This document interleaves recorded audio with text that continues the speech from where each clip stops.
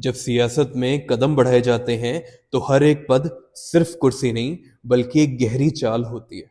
उपराष्ट्रपति चुनाव बीजेपी ने तमिलनाडु के सीपी राधाकृष्णन को चुनकर पॉलिटिकल इंटेलिजेंस का एक बहुत ही बड़ा मास्टर स्ट्रोक खेला है। पहला, 2026 में तमिलनाडु में स्टेट इलेक्शंस है।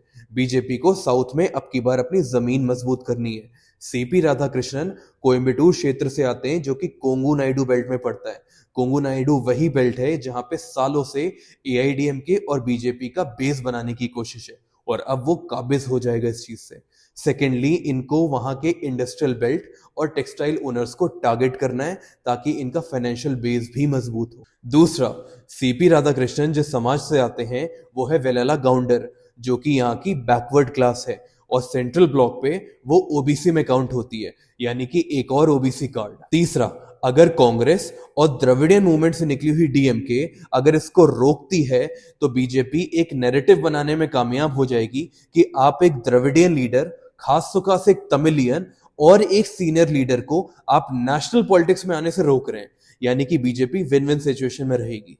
चौथा, इससे बीजेपी का एक हिंदी पार्टी होने का एक दाग मिटेगा और तमिलियन एम्पावरमेंट का एक मजबूत मैसेज जाएगा, क्योंकि आज तक राष्ट्रपति और उपराष्ट्रपति के पोस्ट पे केवल 2 ही तमिलियन आए हैं। अब सबसे खास, पिछले वाइस प्रेसिडेंट धनगर साहब बीजेपी और संघ के मूल विचारधारा के नहीं थे।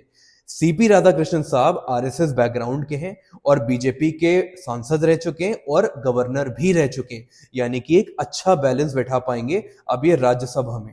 और देखते रहिए संस्कार पीठ, यहां राजनीति मिलती है धर्म के संस्कार से।